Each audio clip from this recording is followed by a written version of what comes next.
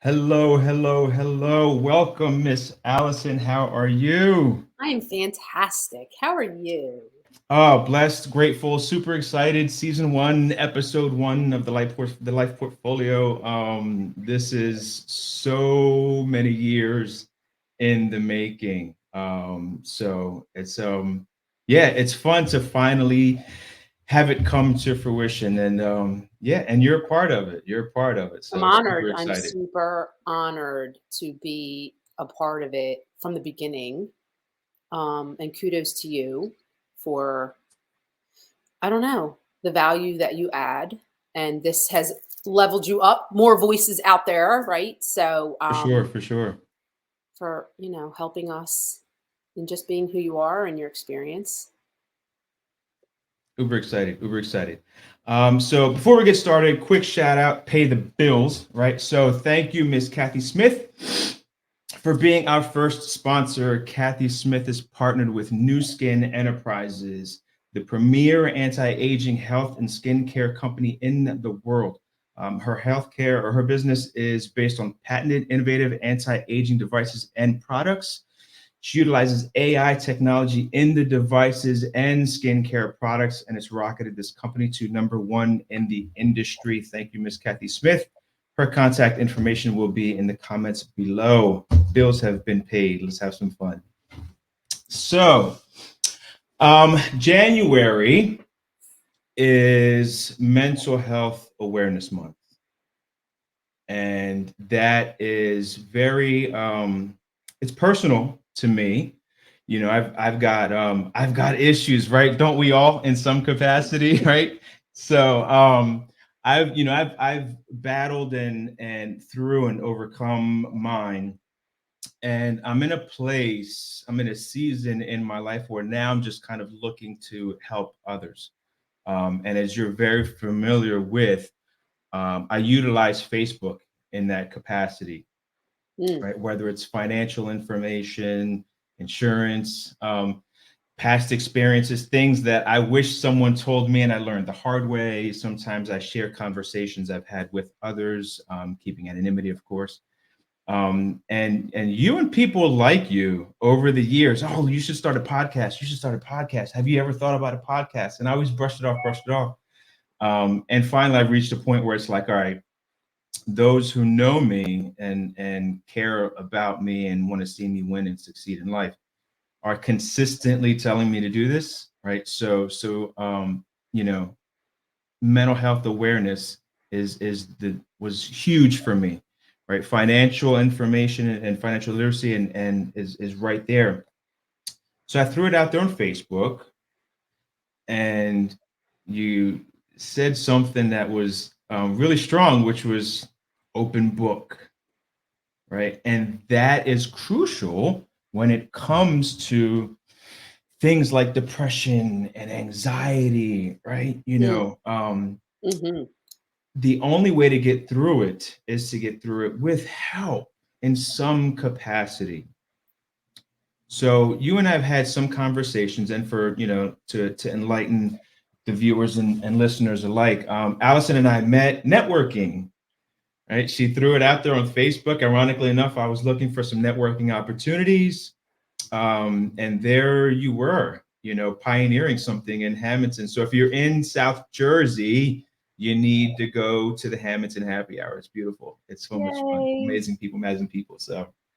Um, but yeah, so talk to us. And you're successful now, right? What are some of the things that you've gone through? How did you get through them? Mm. How did I get through them? Oh man. Um, in my early days, it was books. In my teenage years, it was books because I didn't think I had anyone to talk to. I knew that there was something wrong. Um, 15, 16 years old, I read The Four Agreements and I read, um, oh my gosh, Surfing the Himalayas, like a lot of the Zen stuff that made me realize there's more. There's more than what I'm feeling. I was bulimic. My dad would give me a Mm, lot of enlightened books. My dad was he did transcendental meditation. My dad was very enlightened, but still his demons were right there. And so there's a lot of shame in my home. But my dad introduced us to transcendental meditation. I was introduced, we went to some woman's home. She did a little ceremony. I was like 9.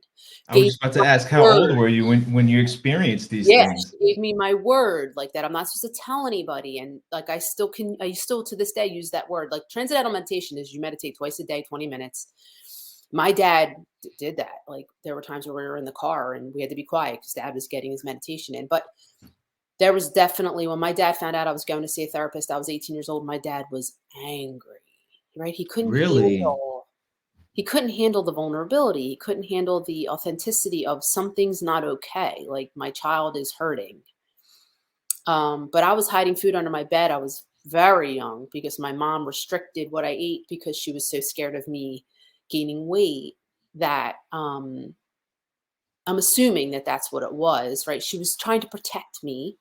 And then I was hiding food because I was not allowed to eat it. And it became like this elusive, right? I have to have this because I was never allowed. So I created this deep belief that I had to hide it that I carried until a long most of my adult life. Hiding food was a coping mechanism that I felt I had to do. And that started at what age?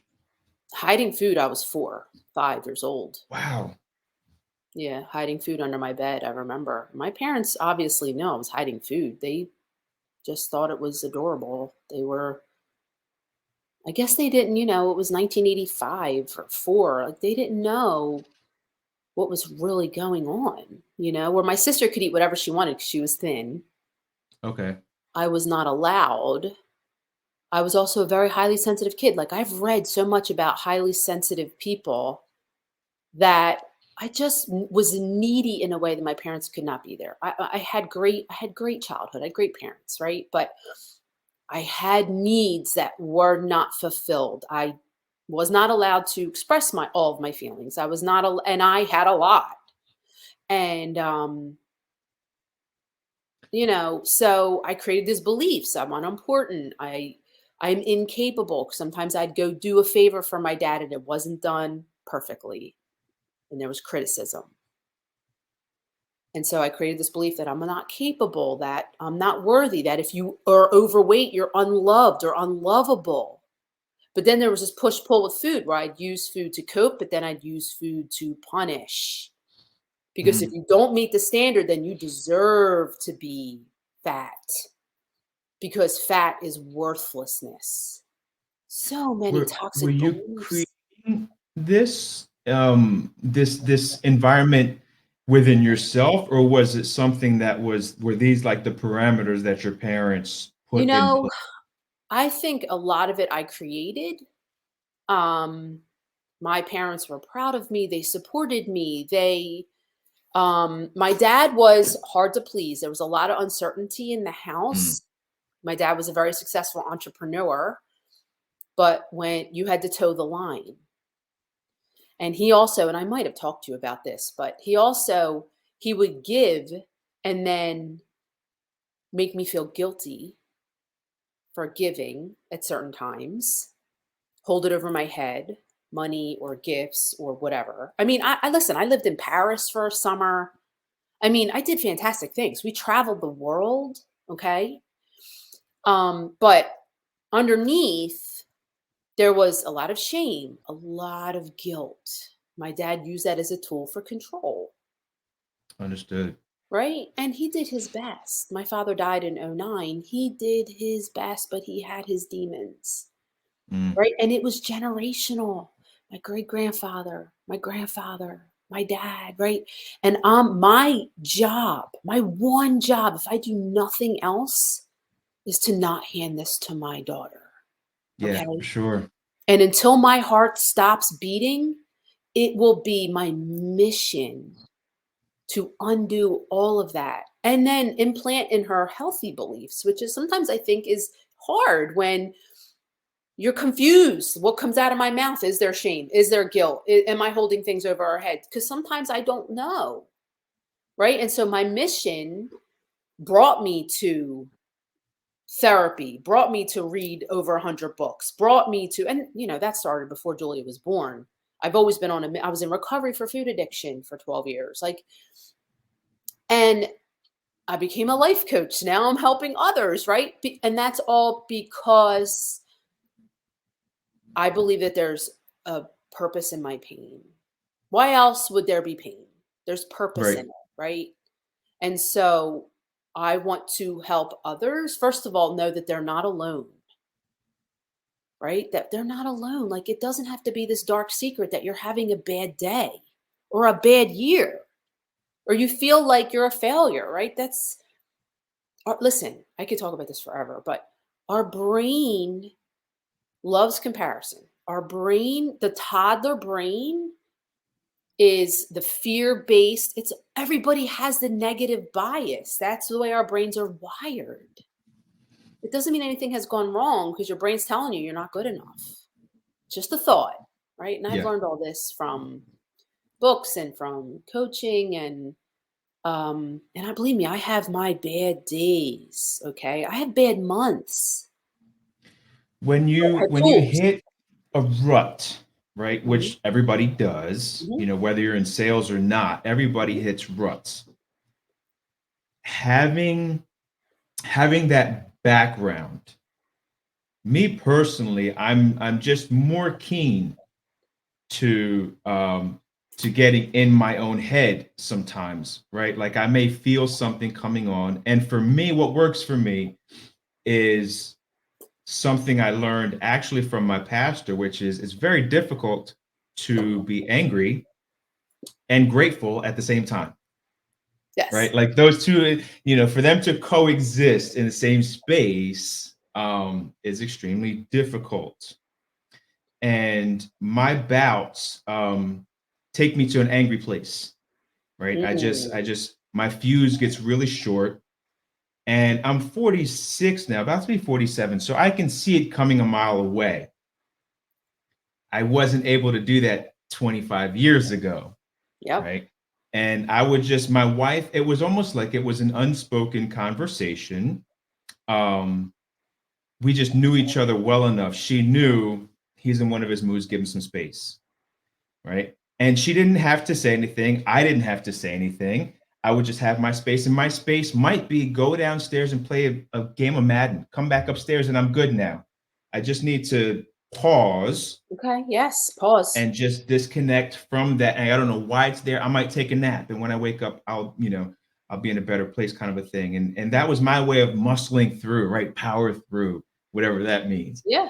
Um, but then it wasn't until that short little phrase that I heard one day and added that to a series of life events that I had gone through, near death experience back in 2018. I had a rapid onset throat infection. And it's like you start seeing things differently as you get older in life.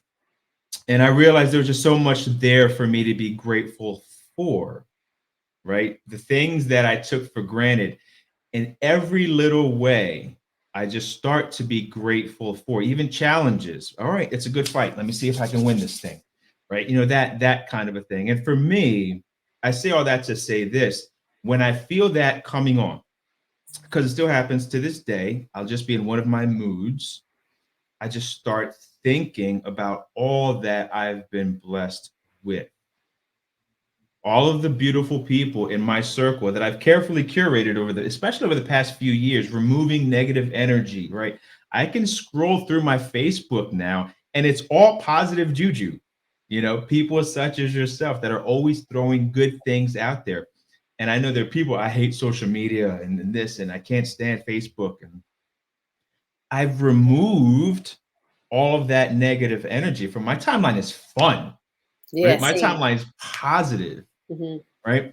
So I say all that to ask, when you hit your ruts, what do you do that keeps you from not just go that keeps you from going back in any capacity, right? So I tell myself nothing has gone wrong, first Mm, of all, that I am where I'm supposed to be. And so when you tell yourself nothing has gone wrong, you start to look for, it's like almost like it comes an aerial view where you can look down and say, well, if nothing has gone wrong, let me look at why I'm here. Let me look at why I'm feeling this way. Sometimes I'll slip into such a negative space that I don't know if you know what EFT tapping is. no. Okay. Well, that's like a whole conversation that we can have. EFT tapping is your meridian points, and it's kind of like it's kind of like an acupuncture type, but it's not. You tap different parts of your body and you speak. Okay, so I might say it's okay that I'm feeling this way. I know that I'm worthy of more. I know. So tapping will raise your vibration. Okay, so I might do that. I do meditate. If I'm slipping back, most likely I've stopped meditating. Meditating in the morning is very important for me, at least 10 minutes. I have a morning routine that's very important. And most likely stopped that, or I've become numb in my morning routine where I'm not even present, right? Um, I've written myself a letter from my high vibration self for my low vibration self to read. You Everything is okay. This is just a moment in time. This is not who you are. Your vibration's going to come back. I listen to podcasts, but I love on myself. Girlfriend, you're good here. Like, it's okay. Just sit in it. I'm here. I love you. The self-talk is so important. Loving ourselves is number one. But I also talk to that inner child, right? That little girl who maybe something didn't go right in business. Maybe that you're a failure, you're incapable voice started to get louder and louder. And I allowed it because I believed it. Mm, So now I'm checking in with that 5-year-old. Girlfriend, we are fully capable. Like, I am her parent now. So I'm like, we're capable of this. Like, you're such a badass. We got this. But sometimes it takes me a while. I don't downshift quickly. As okay. I've gotten older, I don't downshift quickly. Maybe that's a belief that doesn't serve me, but I see lots of evidence that it does take me time to shift back. Maybe it takes me time to shift into the negative, and I do have more time to stop it, and that's an awareness that I could have, but it takes me time to shift and like become motivated again. My goal is to be disciplined regardless of how I feel, right? To do the things that Mm, I know I'm supposed to do or want to do, serve, make sure I'm at the gym, all those things, right? But the lows, there's always something to learn about myself in the lows. Like, when you're triggered by anger, there might be a pattern. There might be, we don't have to know. We can know what gets us out of it. But I want to know for me, well, what worked, what didn't work, what will I do differently? Right? Which is mm. why I started writing myself. So listen, I slip in June. Like, I slip into the last 2 years, I've slipped into a low vibration, low value cycle in June. Okay. And it makes me hesitant to for June to come. Like, I'm like, oy, right. But now I know what worked, what didn't work, and what I'm going to do differently. And I'm going to put a game plan together for myself for June. Because I know that it's my schedule changes. My daughter's home. I'm not good with my routine being changed. It gets warmer. I want to lay by my pool. Right. And so these are all things that, listen, knowledge is power. Like, knowing about ourselves, knowing our triggers. Sometimes we don't Awareness. know. Sometimes we're blindsided, and that's when we have to show up for ourselves. I have my back. Even if I feel like I don't even want to get out of bed, that's okay too. For me, ownership was a big thing. Taking ownership of my own triggers Yeah. was a thing. I Yeah. would always say, oh, well, Puerto Ricans are hot-headed anyway, right? And you know that, so there's that, and justify it, right? And which is true in my family. We run hot in my family. That's my normal, quote unquote, right? And when I see that, I would use that. I guess it was a subconscious thing, right? Everybody in my family's got a short fuse. Doesn't mean I have to, Mhm. right? Mhm. So yeah, just taking ownership of my own triggers, and Yes. extending my fuse over the Yes. years, So I carry a lot of shame. right? And when me and my husband were first married, things would come out, very shaming statements would come out of his mouth. Hmm. Okay. Because he grew up, I guess his house had a lot of shame. He handled shame very differently. I internalized it. He would, when he was so frustrated, he would shame me. Okay. Still, I would take that on. That was my part. If there are times where he says things that are, he can be, my husband is amazing. I mean, beyond. But we all have our stuff. There are times where he does say things today, it doesn't affect me at all, right? Because it doesn't have to trigger me. I am responsible for how I react to anyone and everything. Where I used to bite every time when we were first married, now I'm like, this is about you, dear. This is not about me. You know what I mean? I Like do. I I do. everything that comes out of my mouth, my reaction, my accountability, my responsibility. So I could, the belief is, well, it's okay because my family origin is that way. We're all that way, so it's good. But how does it feel to lose control of your emotions? Obviously, it didn't feel good, Right. right? We don't change when it's good. We change in the valleys, right? When it doesn't feel good.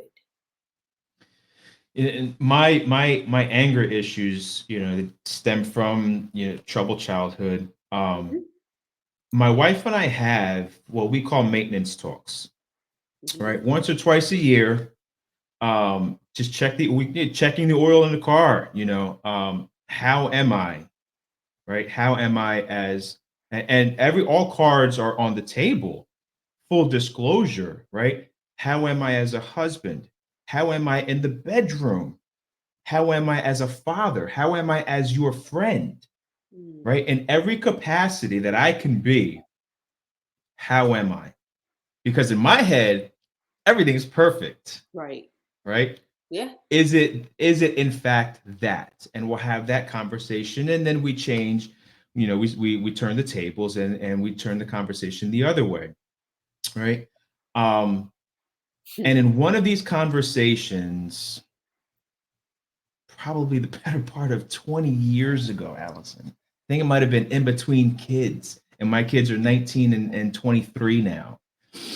She said, your anger, it scares the hell out of me sometimes, and it makes me Mm, choke up thinking about it, right? Um, what are you talking about? I don't get angry. Like, if I get angry, it's because somebody stupid pissed me off. That's why it's I'm their fault. angry. It's their Why are fault. you not angry?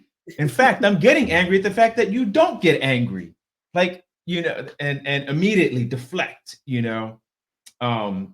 But I had enough wherewithal at the time to just kind of pause and like, all right, if this is my wife telling me this, I need to take it in.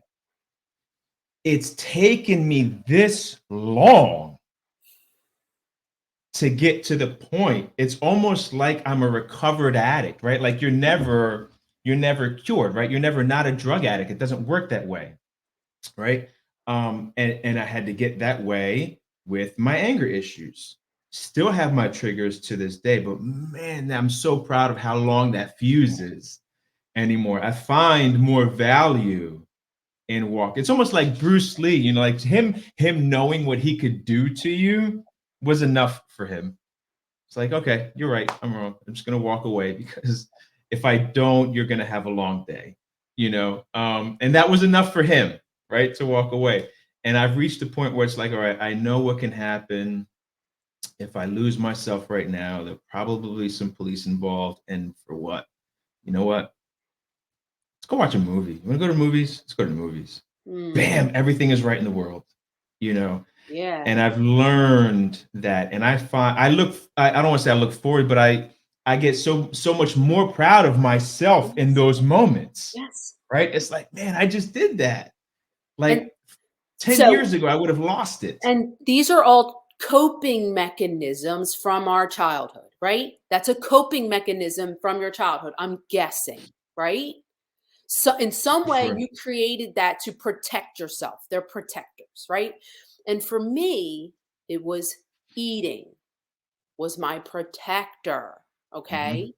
So for me, and anytime we don't give in to an urge, whatever the urge is, triggered by anger, food, alcohol, wh- whatever it is, whatever, gambling, right?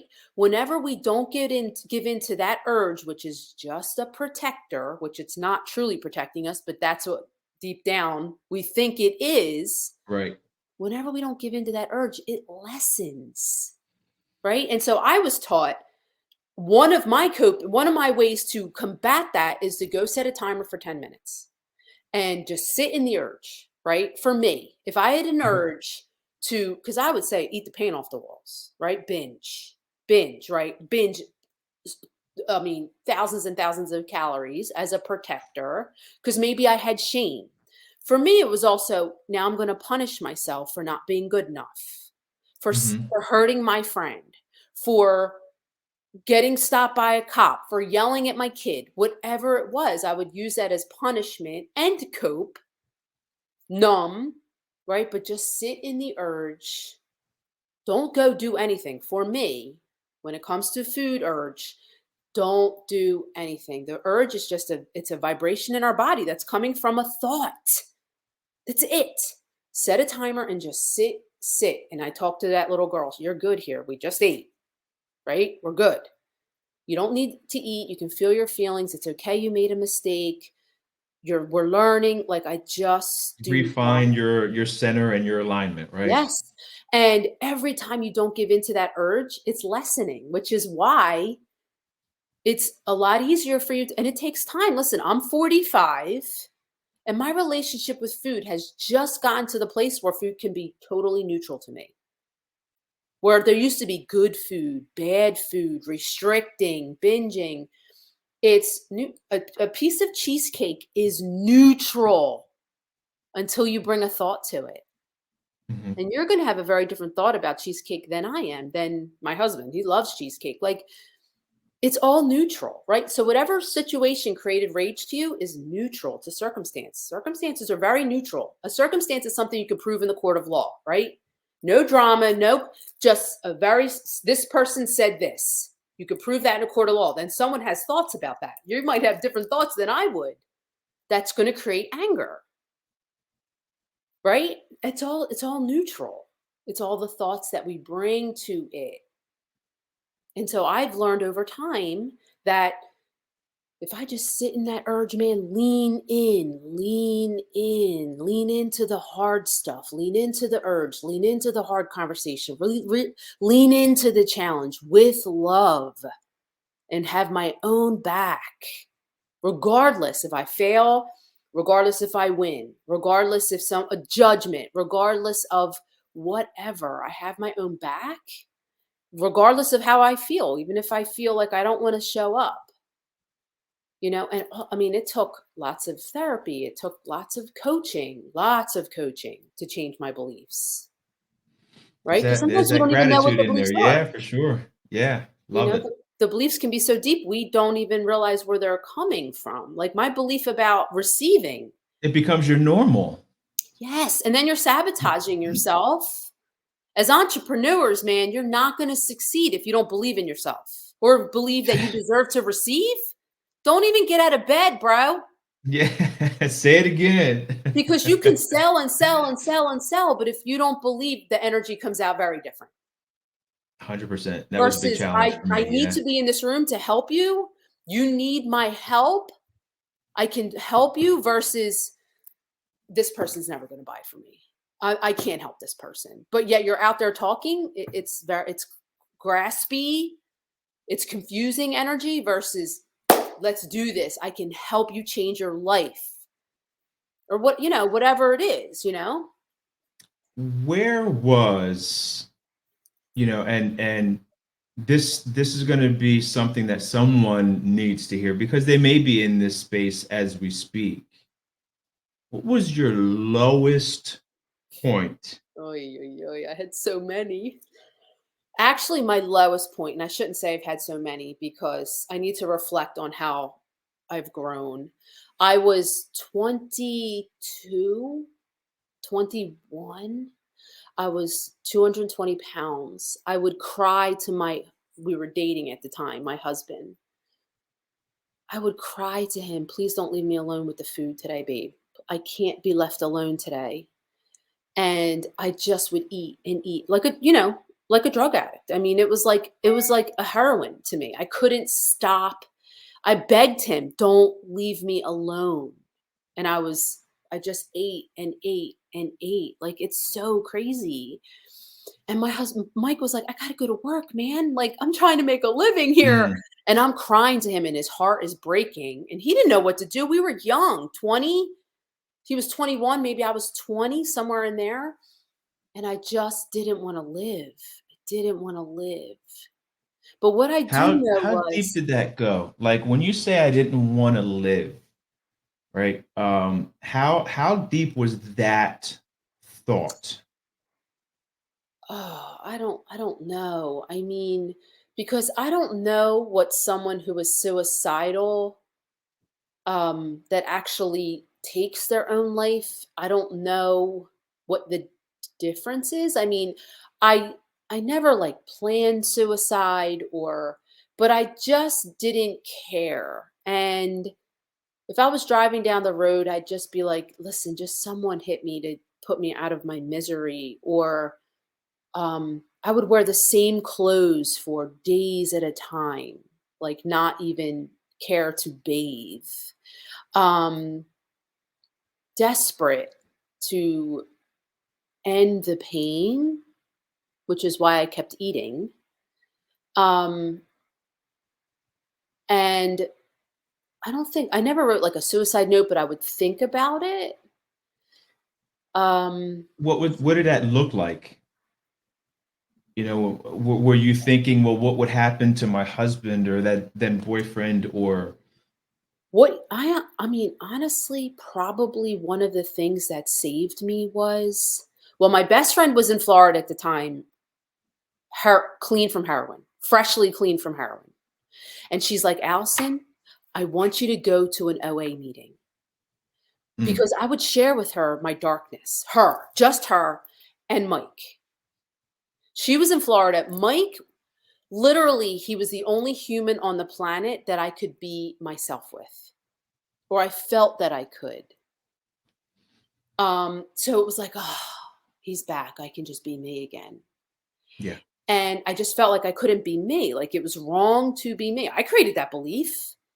No one actually ever, Therefore it was your reality. yeah, no one ever actually said it's not okay to be you, but they might have been critical to my mistakes, or told me I was chubby and needed to lose weight. Like, I'm in an Italian family, they'd pinch me, right? Like, so it was funny to be overweight. It was all these things. So, um, you know, but my best friend said, Allison, there's some girls here that are going to Overeaters Anonymous. I want you to go to a meeting and share. And so I did whatever she told me to do. Go to a meeting and share. I found a meeting and I went. Go to a meeting and you're going to get a sponsor. So that's what I did. And I was in recovery. The day I got married, I was in recovery. I did not eat the wedding cake. I didn't eat sugar and flour for 12 years. And then I started recovery. I don't believe that was the end all be all for me. I believe that there was more healing to be done. I didn't think that recovery got to because food is neutral. And recovery taught me, don't ever eat sugar and flour. And I don't believe that. I don't believe that. Not for me. I believe that food is neutral. And I finally got to that after years and years and years and years of leaving A lot of work. recovery and A lot of still work. binging. But I was getting coached and I was understanding myself and all those things. Food is neutral. So I can decide that I can't get enough and I have to have 5 boxes, or it's always there for me whenever I want to have it. Like, I can have as much as I want today. I'm not the 4-year-old that's going to be taken from me. right? So I can eat a piece of cake and go about my day. I don't have to have it all day, every day, you know?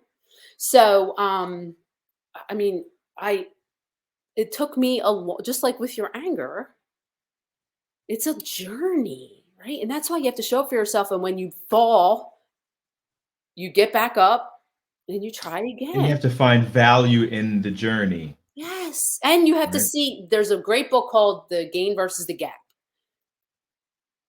You helped me reflect on, I feel like I've hit so many bottoms, but that was the bottom of the bottom. And no matter what pain comes on to me today, it's nothing like that. No matter how hard Mm. business can get, no matter how much I think, big adulting and parenting and all those things can feel hard.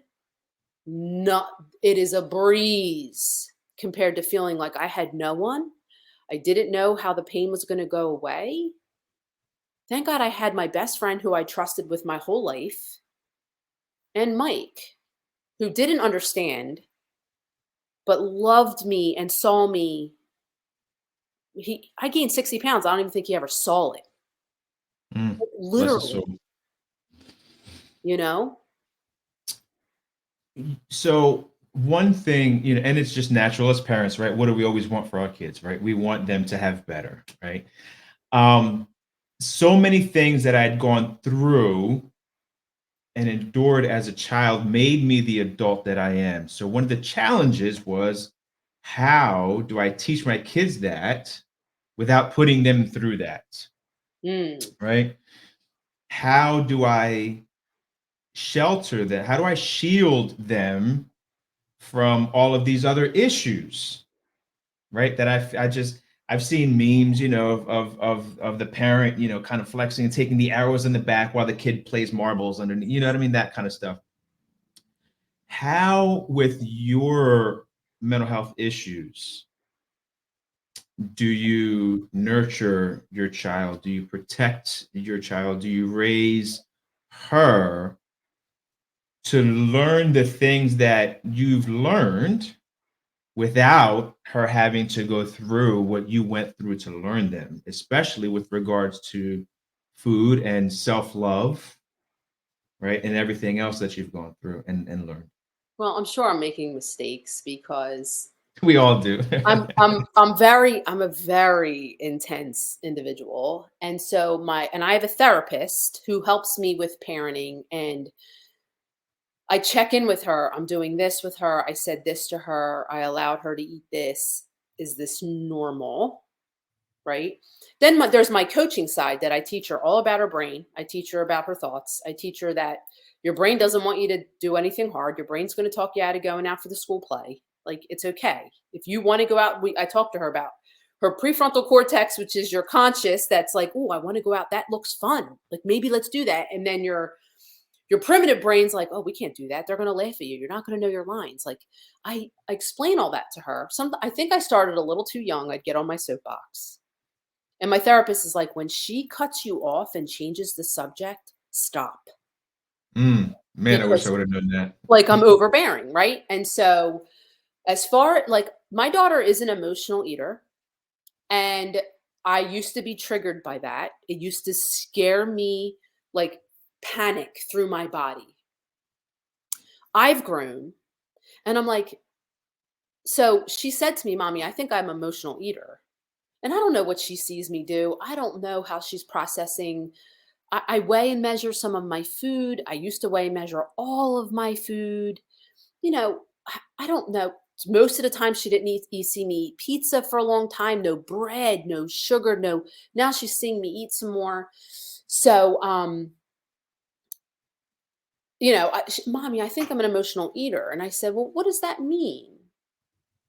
I've learned to pause. Okay, Hmm. not put myself out there on her, and just curiosity and compassion. Curiosity and compassion. Well, what do you think that means? What do you mean you're an emotional eater? And then she might give me an example, and I'll say, well, how does that feel? And I'd ask her some questions. Oh, well, math is hard, and then she's in the closet or whatever eating. And I said, well, what are some other ways that you could, if your math is frustrating, what are some other ways that you can process that frustration? And so we just have a conversation, but I leave it light. And if my daughter is an emotional eater, well, honestly, so many people in this world are emotional eaters. Okay. Of course, mine was to the extreme. So she might eat, my husband probably eats emotionally, and he's the most normal. Okay. But he loves some chocolate chip cookies. Right. So, you know, she's going to be okay. I tell myself, you're going to be okay. Like I tell myself, she's going to figure it out. This is her journey. I can be there for what she needs. I can love her regardless. Like instead of the panic that, oh my God, she's going to be 600 pounds. She's not going to be able to stop eating. She's not going to leave the house. Like, and my therapist is like, she's not you, Allison. She didn't Is grow up in that restricted, shameful home. is she aware of your how much of your past is she aware of? She None. doesn't know a whole lot of it. And how old is she She now knows, again? so she's 12. So I was bullied. I was bullied in second grade for being overweight. I was bullied heavily in seventh grade. I mean, I didn't even want to go to school. Seventh grade was torture. I was bullied. So she knows what the bullying, she knows that. I mean, she hears me create some videos. She knows that I'm a coach. I did a tween event from ages 7 to 13 where I got on stage and coached them about some of my history. I didn't go into the depths of eating disorder, but she was in the room when I was coaching all those girls about their beliefs, about the internal bully versus the external bullying, right? So she knows that I've been through some things, but she does not know my relationship with food. No. Think you will ever share that with her? Yes, Yeah, yes, for sure, for sure. when you I feel the don't time is know. right. Yeah, I don't know how that works, and that's probably something that I'll continue to talk to my therapist about. But my therapist has to remind me to have faith and confidence in my parenting because I am scared. I'm scared that I am creating another one of my childhoods. And my therapist is like, "You're so far from that." Like, my daughter has a voice in this house. She knows how worthy and valued, and she's, but sometimes I can overdo it, right? Because I come from those thoughts that I'm failing her. I come from the thought of it's not enough, or she says something, and my brain is like, "Oh my God, I've created shame." And then the action is over apologizing and becoming very intense with how much I love you, and it comes from fear. you Mm. know? And then the result is probably she's like, whoa, she's confused. She's like, I can't talk to mommy. She's like crazy because I talk to her like I would speak to another 40-year-old, right? I never ever spoke to her, even at 3 and 4 and 5. I talked to her like I mean, it's only child. Like I talked to her like an adult. Yeah, we were the same with there was no binky and no baba. It was Yeah. do you want your blanket? Yeah.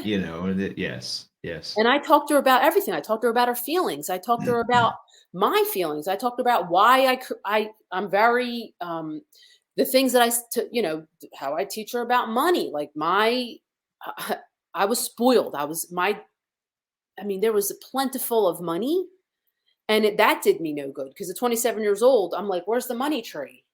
And my Mm. husband's like, there are no money tree. Like go make the money. And so I don't spoil her with things. My husband worked for everything, so he likes to overgive. And Julia knows this. I've explained this to her. I'm like, honey, I grew up where everything was given to me and then I didn't appreciate a lot of things. So I'll pay for experiences. The things we put in check, right? Yes. Where my husband's like, every time they go to Walmart, he's buying her something. And she knows that. Pay for experiences over things. I love that. She I knows, love that. I'll pay for experiences all because she's like, "Mommy, if I wanted to go to this concert, I guess you would make," because she wanted an iPad. She started a candle making business. She sold candles and she bought an $1,000 I love iPad. it. I'm like, I'm not buying you no $1,000 iPad. So she created a candle business and she started making candles, selling them. She started her own little company. And then, of course, when she got the iPad, her company folded up. So I'm like, well, I don't know what I taught her, but you know, but she's like, "Mommy, if I wanted to go see this concert, you would make me sell candles?" I said, "No, I'll pay for you to go to a concert. That's an experience. That's invaluable For versus a sure. toy. It's very different, you know." But I'm still figuring it out, honestly. And I think we always will be, Yeah. and I think if you're ever not, then you're stagnant, Hmm. And right? or I'm not seeing myself authentically then, right? Right. Right. And I think the vulnerability of apologizing, recognizing when I'm wrong. There was that one night I was so short with her to go to bed, and I laid back in bed and I was full of guilt that I just shut her down. She wanted to say something to me. I'm like, "It's time to go to bed." I was just irritable. I was tired. I laid in bed and I felt such guilt. I got up and I walked back into her room. And I was like, "Honey, I'm sorry. I cut you off. I know you wanted to share something with me. I want to listen and I'm sorry." Right. And she's like, "Mommy, that's excellent parenting." She's biased. What does she know? I That's died hilarious. I Oh man. died laughing, like, this kid gets it. She Yeah, gets that's it, awesome right? though. That's awesome. And I just died laughing. I'm like, "Thank you, honey, I do my best," right? But she's like, "That's excellent parenting, mommy, that you apologized." That is great. She But won't that's forget open that. I dialogue with promise you. She won't forget that moment. She won't. right, and that's And the that's huge. vulnerability, Yeah. of let me try this again, right? Yeah. Choose again. In that moment, I chose again. And I don't do that. I'm sure there's times where I'm short with her and we shut the door and go to bed. But there are times where I'm like, "You know what, Allison, give her a hot freaking minute. Yeah. She wants to talk to me. She's 12." Let her open up a little bit. Yeah. Yes, Yeah. because at 15 and 16, like, who knows what I'm going to have to hear from her, and I'm going to want to hear it, and You have to she have may that not. line, right? Yeah. Yes. Yes. So, one last one. As you've gone through everything you've gone through, and you've become a successful entrepreneur. We all know, right? And I I even posted about it the other day. I was just going through some things and what I've gone through to get where I am, what I have to go through to get, the journey that's ahead of me to accomplish some of the things I want to. Entrepreneurship is not for the lighthearted, right? And as a good friend of mine also chimed in, said it's also not for the weak spine, right?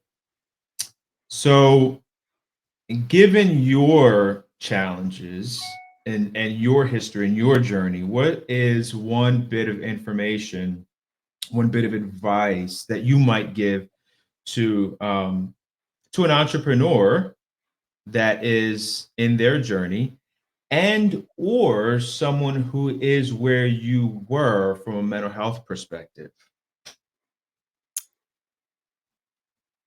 Belief, right? Belief is everything. Okay. Do you believe that in whatever you, as an entrepreneur, whatever value you're adding, do you believe you're adding value? Okay. Do you believe you're worthy of receiving? They say you're the average of the five people around you, right? So who you hanging out with? What books are you reading? Here, because new level, new devil. Okay. Mm, I don't know if every mm, some entrepreneurs just like to hit a certain level and they ride. I, I want to build my capacity. So every new level, new devil. That means um, adding on a new business or, I'm making this much, but what would it look like if I if I added this much value to make this much money, right? Six-figure Allison's very different than seven-figure Allison. Who's seven-figure Allison? Like, how does she spend her day? Like, what does she think about? Who's she talking to?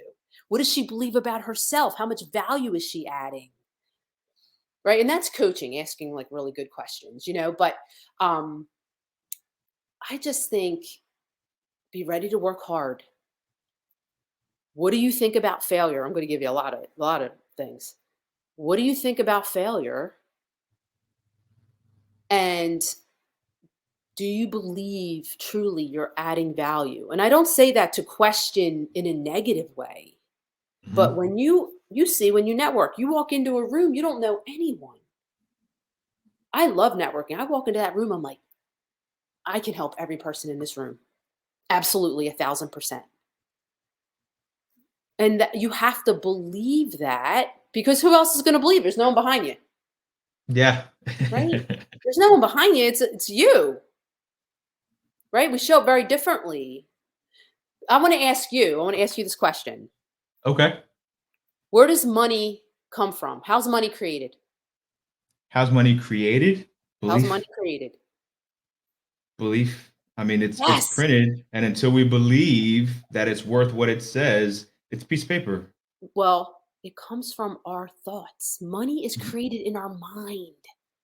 Money is created in our mind with the value thoughts that we put out into the world, that we sell. But where does it come from? The events we create, the ideas for selling, the let's go to this networking event, let's talk to that person. I just launched a masterclass that came from my brain. I launched it out there. My brain said, you're going to create this masterclass. And I said, okay. And I'm putting it out there. And then I'm going to push it hard because I believe that people should come to that masterclass to learn and connect with their inner child. Money is created with our mind. And if we are not in a place of feeling like we have value, we're never going to create money. And as an entrepreneur, good luck. Yeah.